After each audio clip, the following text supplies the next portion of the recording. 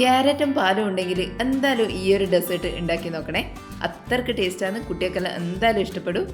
എളുപ്പത്തിൽ ഉണ്ടാക്കിയെടുക്കാനും പറ്റും. ഇതെങ്ങനെ ഉണ്ടാക്കാൻ നോക്കാം. അതിന് വേണ്ടിയിട്ട് ഇതേപോലെ ഒരു 3 ക്യാരറ്റ് എടുത്തിട്ടുണ്ട്. ഇതിനെ ഒന്ന് ഗ്രേറ്റ് ചെയ്തിട്ടെടുക്കാം. ഇതുപോലെ ഗ്രേറ്റ് ചെയ്തിട്ടെടുക്കാം, അല്ലെങ്കിൽ കഷ്ണങ്ങളാക്കി എടുത്താലും മതി. ഇതിനെ ഒരു മിക്സീൻ്റെ ജാറിലേക്ക് ഇട്ട് കൊടുക്കാം. ക്യാരറ്റ് ഗ്രേറ്റ് ചെയ്യുന്നില്ലെങ്കിൽ കഷ്ണങ്ങളാക്കിയിട്ട് മുറിച്ചെടുത്താലും മതിയാവും. എന്തായാലും ഇത് അരച്ചെടുക്കാനുള്ളതാണ്. അരച്ചെടുക്കാനുള്ള എളുപ്പത്തിന് വേണ്ടിയിട്ടാണ് ഇതുപോലെ ഗ്രേറ്റ് ചെയ്തിട്ട് എടുക്കുന്നത്. ഇതുപോലെ മുഴുവനായിട്ട് മിക്സീൻ്റെ ജാറിലേക്ക് ഇട്ട് കൊടുക്കാം.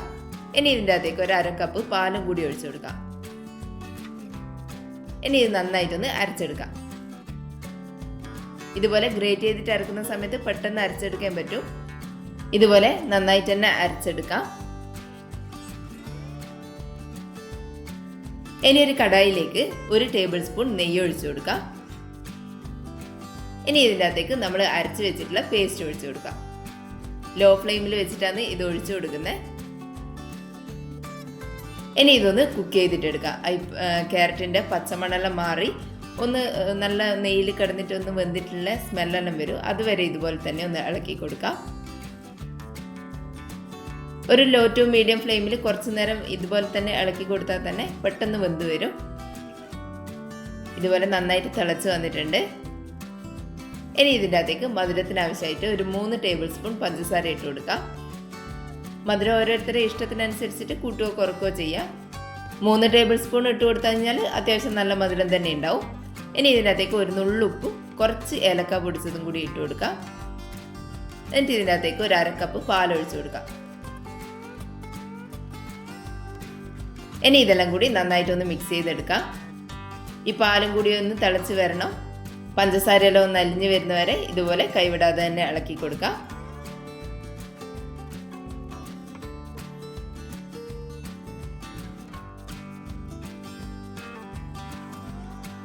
ഇതുപോലെ നന്നായിട്ട് തിളച്ച് വന്നു കഴിഞ്ഞാൽ ഫ്ലെയിം ഏറ്റവും ലോയിലാക്കി വെക്കുക.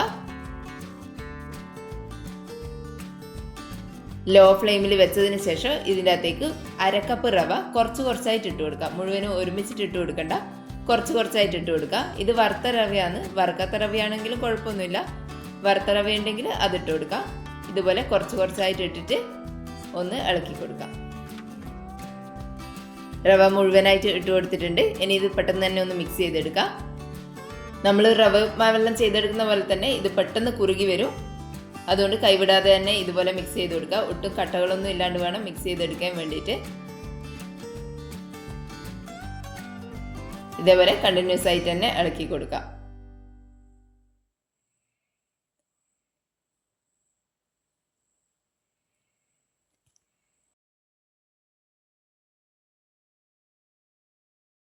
പെട്ടെന്ന് തന്നെ ഇത് ഇതുപോലെ കുറുകി വരും. ഒരു 1-2 മിനിറ്റ് കൊണ്ട് തന്നെ ഇതുപോലെ പാനിൻ്റെ അകത്ത് നിന്നെല്ലാം വിട്ട് വരുന്നൊരു സ്റ്റേജായി കിട്ടും. ഇനി ഫ്ലെയിം ഒന്ന് ഓഫ് ചെയ്ത് കൊടുക്കാം. ഫ്ലെയിം ഓഫ് ചെയ്തതിന് ശേഷം ഇത് ചൂടാറാൻ വേണ്ടിയിട്ട് വേറൊരു പാത്രത്തിലേക്ക് മാറ്റി വെക്കാം. ചൂടാറാന്ന് വെച്ചാൽ നന്നായിട്ട് ചൂടാറൊന്നും വേണ്ട. നമുക്ക് കയ്യിൽ വെച്ചിട്ട് ഉരുട്ടിയെടുക്കാൻ പാകത്തിനുള്ള ചൂടായി കിട്ടിയാൽ മതി. അതിനുശേഷം കയ്യിൽ കുറച്ച് നെയ്യൊന്ന് തടവി കൊടുക്കുക. എന്നിട്ട് ഇതിൻ്റെ അകത്തുനിന്ന് കുറച്ചെടുത്തിട്ട് നമ്മൾ കൈവെള്ളയിൽ വെച്ചിട്ട് നന്നായിട്ടൊന്ന് ഉരുട്ടിയെടുക്കുക. ഇത്രമാത്രം മതിയാവും. ചെറിയ ബോളുകളാക്കിയിട്ട് ഉരുട്ടിയെടുക്കാം.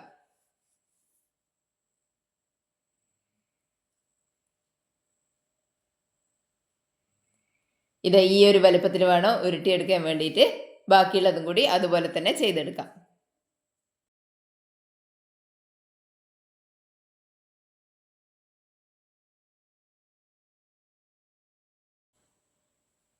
ഇതുപോലെ മുഴുവനും ചെയ്തെടുക്കാം. ഇനി ഇതൊന്ന് ആവിയിൽ വേവിച്ചെടുക്കാം. ഇത് ഓൾറെഡി വെന്തതാണ്.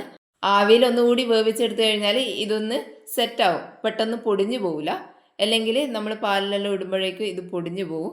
അതുകൊണ്ട് ആവിയിലൊന്ന് വേവിച്ചെടുത്തു കഴിഞ്ഞാൽ ഇത് പെട്ടെന്ന് പൊടിയാതിരിക്കും. അതിന് വേണ്ടിയിട്ടാണ് ആവിയിൽ വേവിച്ചെടുക്കുന്നത്. ഒരു 2-3 മിനിറ്റ് നേരം ആവിയിൽ ഹൈ ഫ്ലെയിമിൽ തന്നെ ആവിയിലൊന്ന് വേവിച്ചെടുക്കാം. ഇതുപോലെ ആയി കിട്ടിയാൽ മതി.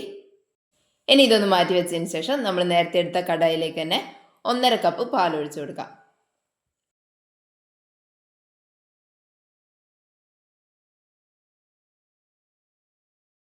ഇനി ഇതിലേക്ക് 1 ടേബിൾ സ്പൂൺ പഞ്ചസാര ഇട്ട് കൊടുക്കുക. അതിൻ്റെ കൂടെ തന്നെ മിൽക്ക് മെയ്ഡ് ഉണ്ടെങ്കിൽ മിൽക്ക് മെയ്ഡും കൂടി ഒഴിച്ചു കൊടുക്കുക.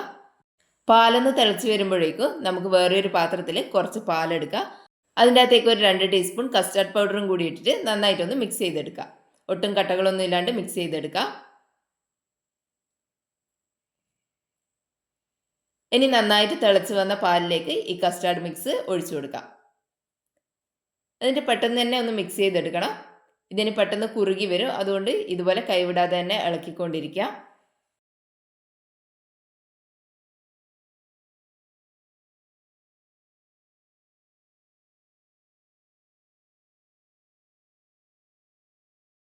ഇതുപോലെ ഒന്ന് കുറുകി വന്നു കഴിഞ്ഞാൽ ഇതിനകത്തേക്ക് നമ്മൾ വേവിച്ച് വെച്ചിട്ടുള്ള ക്യാരറ്റ് ബോൾസ് ഇട്ട് കൊടുക്കാം. ഇനി കുറച്ച് സമയം കൂടി ഒന്ന് തിളയ്ക്കാൻ വേണ്ടിയിട്ട് വെക്കാം. ലോ ഫ്ലെയിമിൽ വെച്ചാൽ മതി, ഹൈ ഫ്ലെയിം ഒന്നും ആക്കണ്ട. ലോ ഫ്ലെയിമിൽ വെച്ചിട്ട് ഇതൊന്ന് തിളപ്പിച്ചെടുക്കാം.